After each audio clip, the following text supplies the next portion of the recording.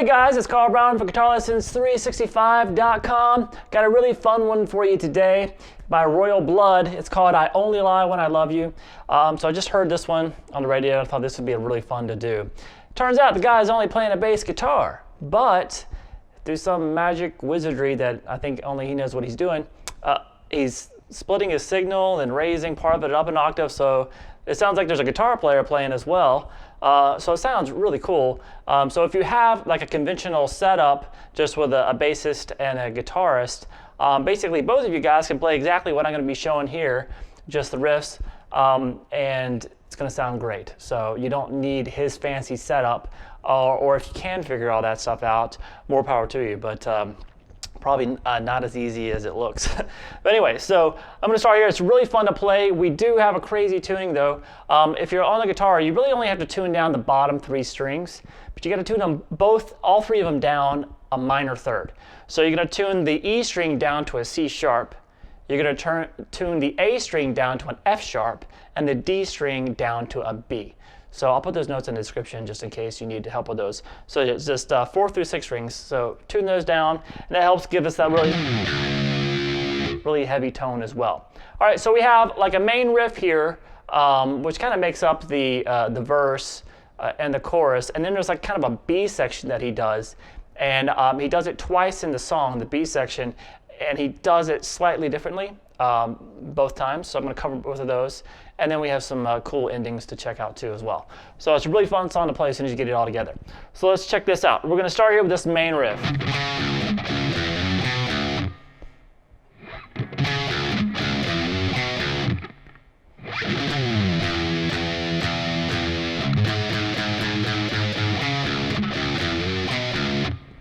All right, so we're going to start here with the 7th fret on the A string, and then the low E open.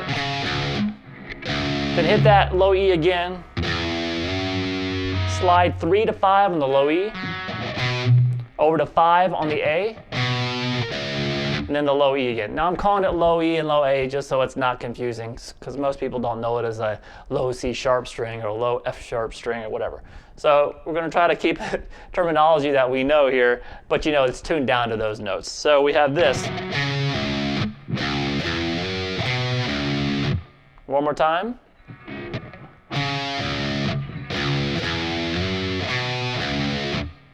All right, so after you've played that riff twice, you kind of slide down the low string and then play the 3rd fret 4 times, then jump up to the 7th fret. I hit that 7 times. And then end it with that same riff we did twice before. Now you see how he's muting it there. He kind of kills it, kind of keeps it tight sounding by doing that. So all together.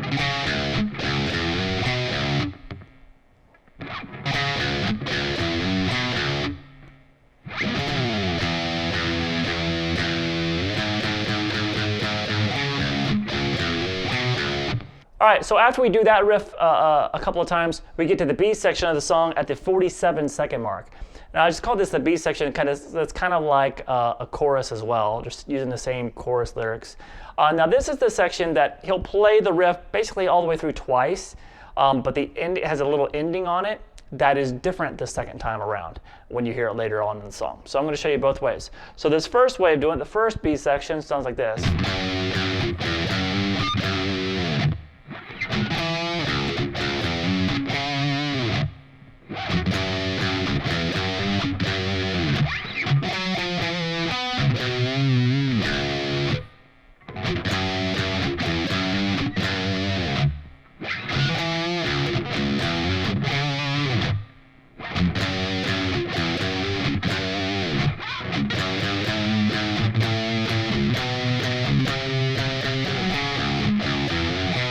kind of takes us back to the main riff again.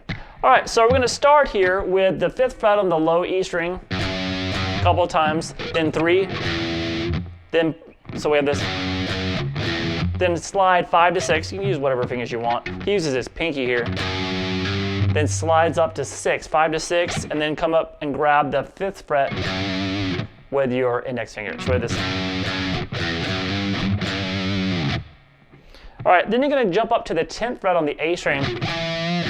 Now, when he plays this, and there's a couple of things here, well, he'll use like a, I think it says like a whammy pedal he uses a couple of times that we're going to see a little bit later in this riff. But a lot of the notes, instead, he is slightly bent. It kind of puts some little inflection on them. And this one's a big one. He'll kind of slightly bend this 10th fret there. Down to the low E, open. And then pick that again, slide 3 to 5. And then play 7 on the A string with some vibrato of this. So we have this.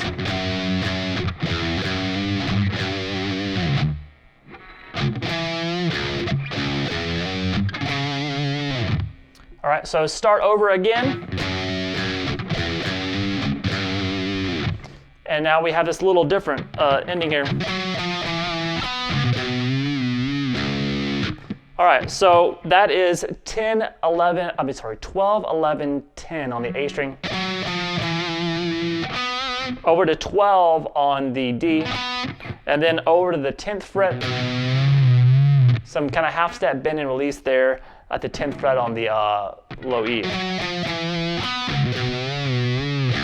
And then it has this low E string open, and that's when he'll kind of kick in a little whammy pedal and take it down an octave, which I don't have hooked up. So when you hit that last note, just kind of dives down right there when you hear that. All right, so this whole riff.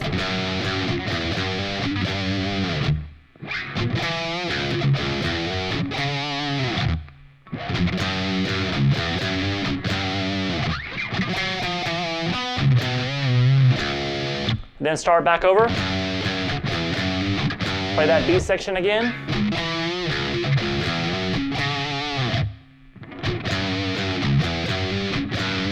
Instead, now when we get to this part right here, instead of going up there, that same ending as before, we do this.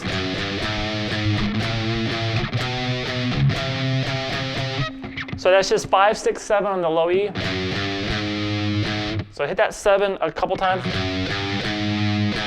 Then 8 twice, 10 twice, then hit 11, then you hit it 3 times as well, leading to the,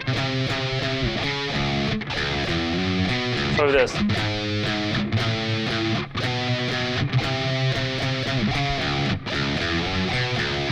All right, so that goes back through the same main riff again, and then we get back around to the same B section.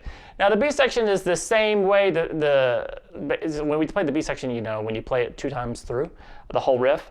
The second time you hear it here, see if you can pick up this difference here.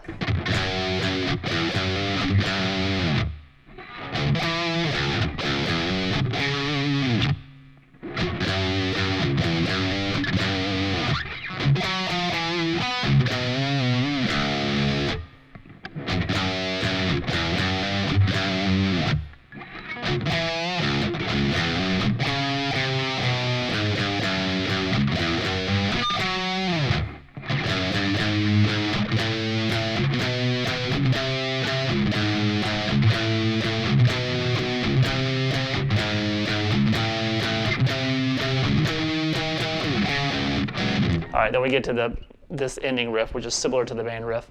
But so anyway, so it's kind of an extended ending there.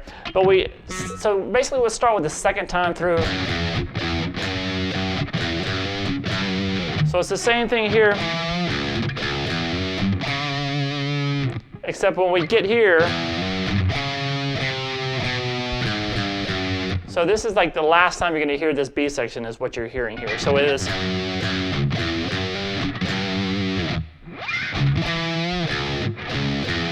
It goes 7, 6, instead of just grabbing that note and going down, we have 7, 6, 5 on the A string, and then 7, 6, 5 faster on the low E. So this.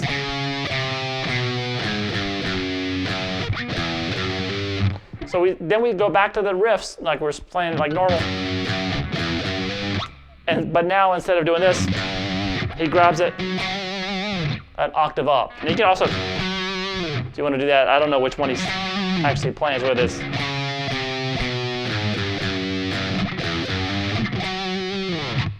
All right, so that is the second basically ending. So it's really here when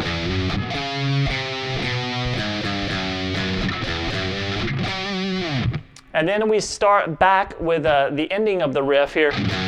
Just like before, it starts out just like before the first time we did the B section, the little ending.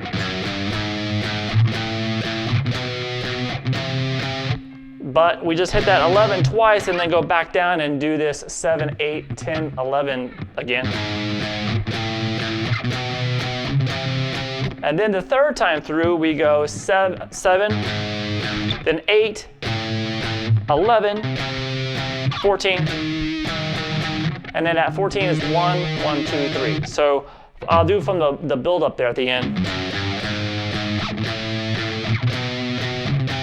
Again. And alter. And then we have this, the ending, which is a different way of kind of playing it. He lets the notes ring out more, and the timing is slightly different of how he kind of starts over. It's really cool. It rocks a lot. So it sounds like this.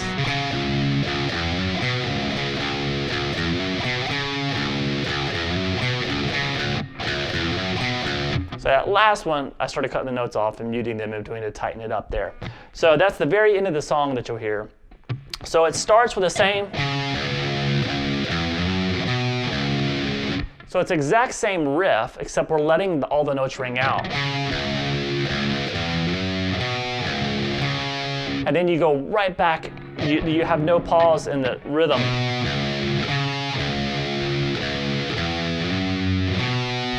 And when we get back up to this 5th fret here, instead of going back to the open E, you go jump up to start the riff over with the 7th fret. So let me play it slow just so you understand it.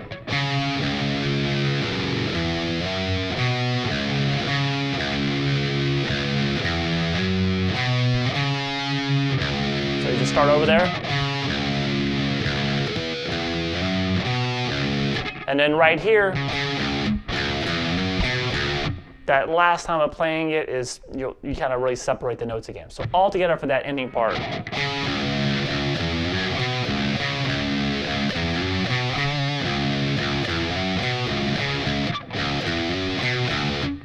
All right, so once again, there's little parts in it where he hits that low string and then just does like a whammy pedal, which I don't have, but it's pretty obvious when that happens. But I think it'd be a great song to play even with a conventional setup. If you just have a guitarist and a bassist, it's a really good exercise and really kind of locking in together because you're both doing the exact same single note riffs, and they groove really well. So if you can lock that in, it'd be very, very fun to play. Anyway, it's a catchy song, great fun to play. Hope you enjoyed it. I'll see you again soon for GuitarLessons365.com.